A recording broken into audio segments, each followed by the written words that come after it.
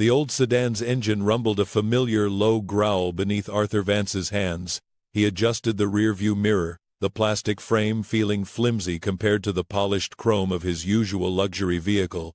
On the passenger seat, a smartphone displayed the OmniRide driver application. A small green circle pulsed, indicating a new ride request. Pickup, Elm Street, Block 17. Passenger, Lena. His stomach tightened with a sensation he hadn't felt in decades, nervousness. He was Arthur Vance, founder and chief executive officer of OmniRide, and he was about to pick up his first actual customer. He took a deep breath, the scent of stale air freshener and faint gasoline filling his nostrils. The car, a 20-year-old Honda Civic he'd bought specifically for this experiment, lurched as he pulled away from the curb. His security team had tried to talk him out of it, citing unnecessary risk and potential brand damage. His board had scoffed, calling it a publicity stunt. But Arthur felt a growing unease, a gnawing disconnect from the very service that had built his empire. OmniRide had scaled globally, its algorithms optimized for efficiency and profit, but lately, the whispers had grown louder. Drivers were struggling, passengers felt cheated. The human element was eroding. He needed to see it, feel it, live it. For the next week, he was not Arthur Vance, tech titan. He was Alex, a struggling screenwriter trying to make ends meet. He pulled up to the specified address. A young woman, perhaps in her late 20s, stood on the sidewalk, juggling a large bag and talking animatedly into her phone. She wore faded jeans and a t-shirt stretched over a small bump. Pregnancy. He noted the detail, a fleeting thought about his own insulated life. She hung up, her face tight with frustration, and yanked open the back door. "Alex, right?" she asked, her voice strained. "Thank goodness. I thought I'd never get a car. Surge pricing again. It's ridiculous. How am I supposed to get to my second job when OmniRide decides to triple the fare because it's raining? It's not even raining that hard." Arthur's jaw tightened. She was pregnant and had a second job, and she was complaining about his company's surge pricing. He mumbled a greeting, his voice rougher than he intended. "Look, no offense to you," she continued, clearly needing to vent. "I know you guys are just trying to make a living, but OmniRide is getting worse. They keep taking a bigger cut, right? And then they hit us with these crazy fares. I mean, I'm trying to save for the baby, and every dollar counts. My friend, another driver, told me they just upped the commission from 25 to 30% last month for drivers on the standard plan. Said it was in the fine print of the new terms and conditions." Arthur nearly swerved. 30%? He remembered signing off on a minor adjustment to driver commission structure a few months ago, a 5% increase presented as an insignificant tweak by his finance team, offset by some nebulous efficiency improvements. But 5%, on the ground, for someone like Lena, meant a significant portion of her income. It was precisely the kind of detail that seemed small in a boardroom but was life-altering on the streets. Lena worked a second job, pregnant, trying to save. And he had just made her life incrementally harder, from the comfort of his penthouse office.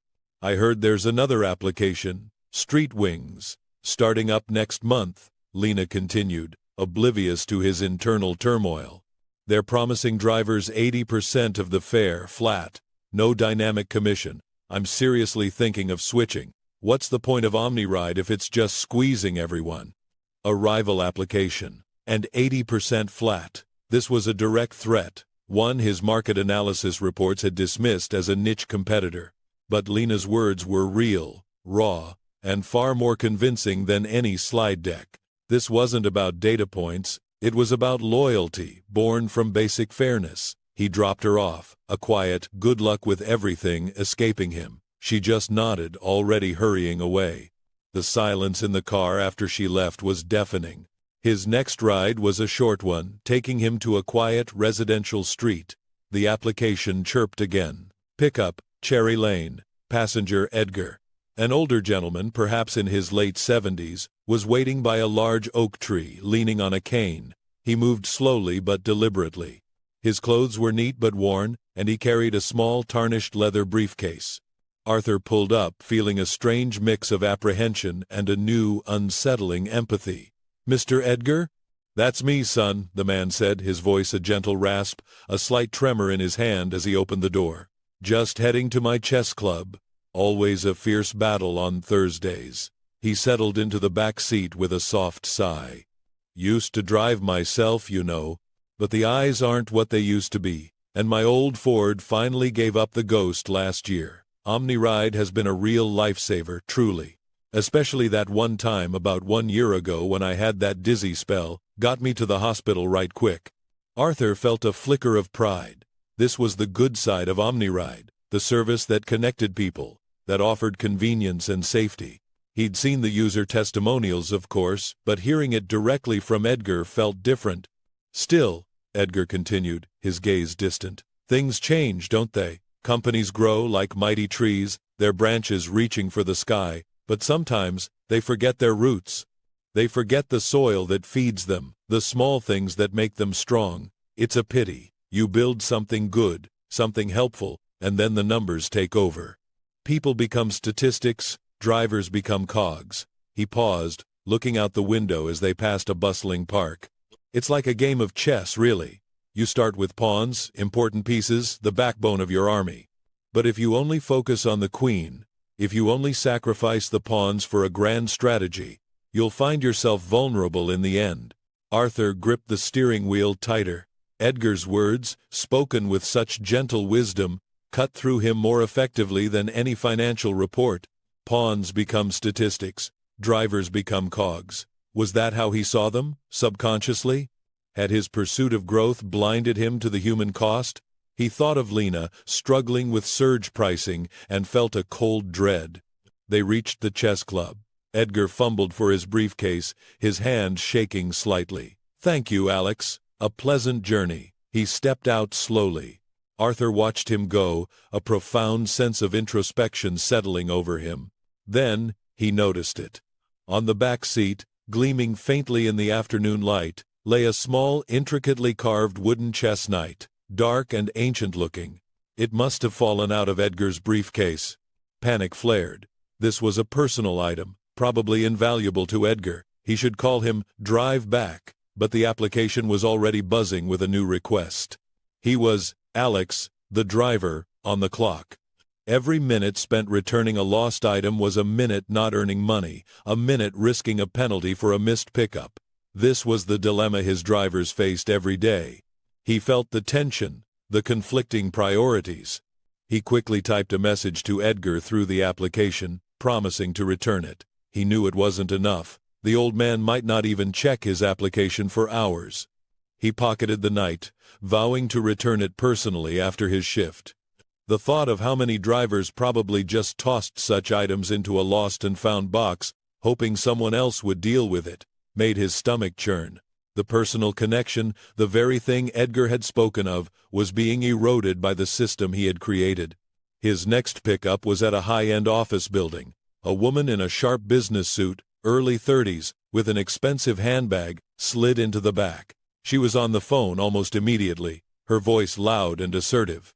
"Absolutely, Mark. We're going to hit them where it hurts. OmniRide has become too complacent, too focused on market share. They've forgotten about innovation, about disruptive tech." She paused, listening. "Yes, exactly.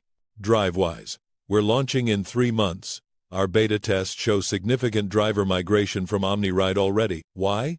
Because we're offering a flat, lower commission, and more importantly, a driver-centric point system for benefits. Health insurance, vehicle maintenance discounts, child care subsidies, things OmniRide would never even consider because they're too busy counting their billions." Arthur stiffened. DriveWise. He'd heard of them. A nascent startup, currently in stealth mode, supposedly targeting the premium market. His intelligence team had dismissed them as a minor threat, a niche player, their business model too driver-friendly to be scalable. But here was one of their executives, boasting about poaching his drivers with real benefits, not just empty promises. He felt a surge of cold fury, mixed with a chilling recognition. The executive Chloe was talking about a driver-centric approach, something Arthur himself, as chief executive officer, had actively deprioritized in favor of aggressive growth and investor returns. He realized that in his own pursuit of efficiency, he had become the very behemoth that smaller, more agile competitors were now poised to disrupt. And the best part, Chloe continued, her voice practically a sneer, we're leveraging their own data against them. Did you know OmniRide just approved a new routing algorithm for their drivers that, while reducing passenger wait times, actually increases the driver's overall mileage by 10 to 15% for the same trip fare? It's a quiet change, buried deep. Drivers might not notice it day to day, but it adds up to a massive increase in fuel and wear and tear costs over a month. We're going to expose that. We're going to show drivers how OmniRide is effectively making them pay more to earn less. Arthur felt a punch to the gut. The new routing algorithm, Project Chimera. His head of engineering had presented it as a groundbreaking innovation, reducing passenger wait times by an average of 12 seconds, thus improving user experience scores. The increased mileage was framed as a negligible side effect, an acceptable cost of optimization. He had signed off on it without a second thought. And now, a rival company was going to use it as a weapon against him, revealing his own cynical calculations to his drivers. He, Arthur Vance, was the villain in this story. Chloe's words, arrogant and self-serving as they were, painted a stark picture of the consequences of his detached decisions.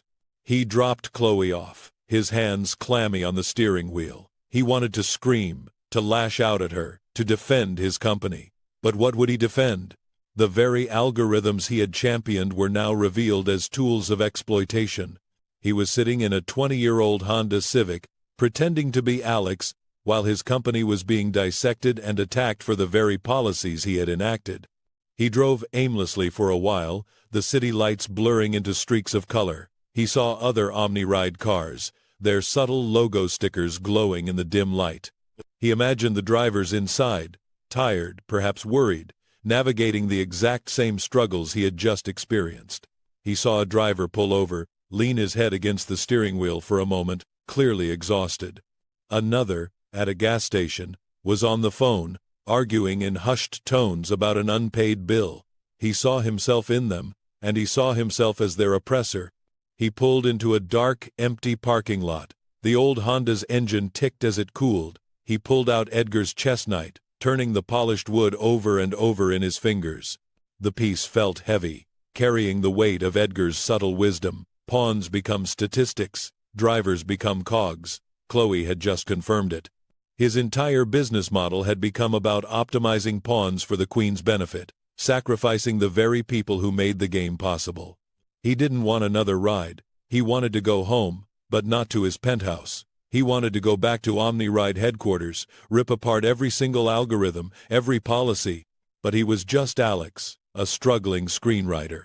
He closed his eyes, the faces of Lena, Edgar, and Chloe swirling in his mind.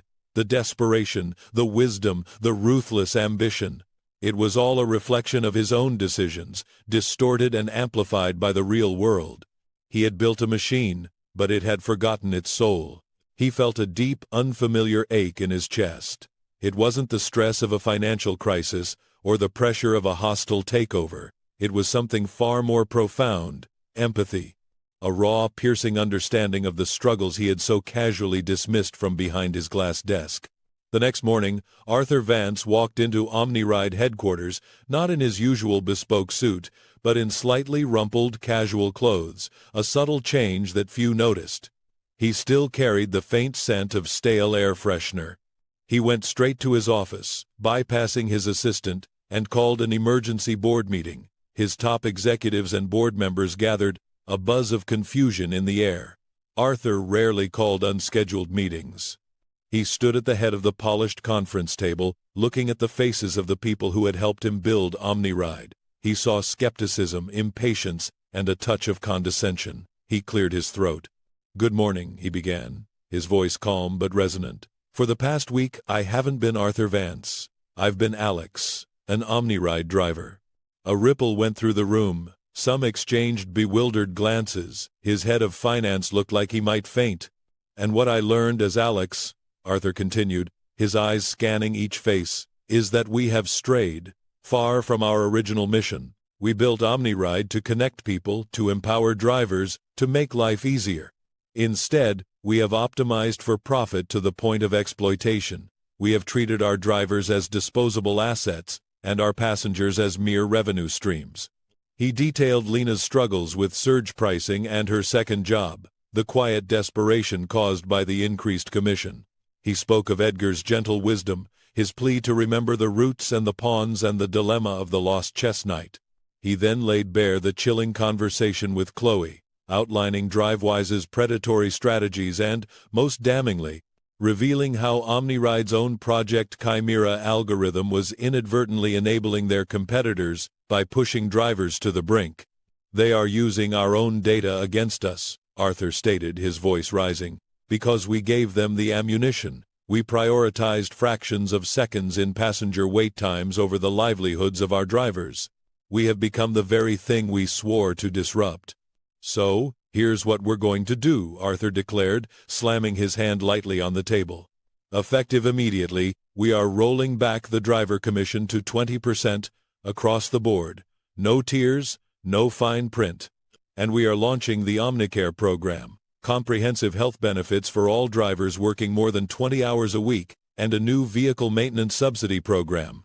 We will also introduce a transparent surge pricing model that puts more of that surge directly into the driver's pockets, not ours. And Project Chimera is suspended indefinitely.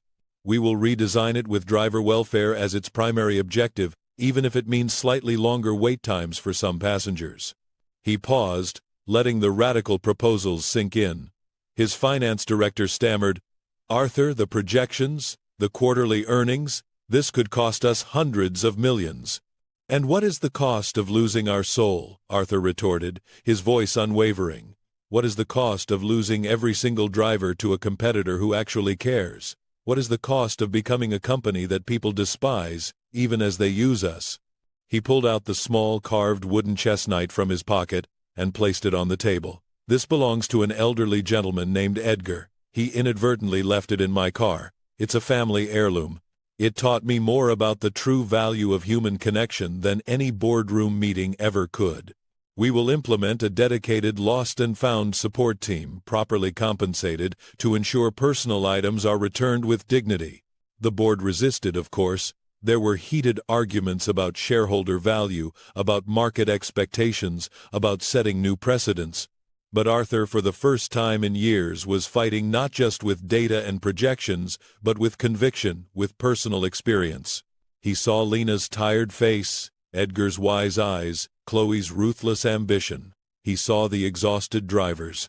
He would not back down. The changes were implemented. There was an initial dip in OmniRide's stock value, just as the finance team had predicted. But then, something remarkable happened. Drivers, initially skeptical, began to spread the word. Driver satisfaction scores soared. Passenger complaints about driver attitude plummeted. Public perception shifted dramatically. OmniRide, once seen as a soulless tech giant, was hailed as an industry leader in ethical business practices. The competition, including DriveWise, struggled to keep up, unable to match OmniRide's scale while offering similar benefits. Drivers flocked back to OmniRide, drawn by fair pay and genuine care. Years passed, OmniRide thrived, becoming a model for responsible capitalism. Arthur Vance remained chief executive officer, but he was a changed man. He still attended board meetings, still strategized for the future, but his decisions were now rooted in a deeper understanding of the human experience. And every now and then, late at night, when the city was quiet, a familiar old Honda Civic, slightly dinged but meticulously maintained, would appear on the OmniRide map. It was driven by a man known only as Alex. He would pick up a few rides, listen to the stories, offer a quiet word of encouragement, and then, just as suddenly, disappear. He never sought recognition, never revealed his true identity. He simply drove, connecting with the people whose lives his company touched, remembering the lessons learned on the streets, forever keeping the pawns at the heart of his empire. The old sedan's engine would rumble softly, a steady, rhythmic hum, like a heartbeat, reminding him of what truly mattered.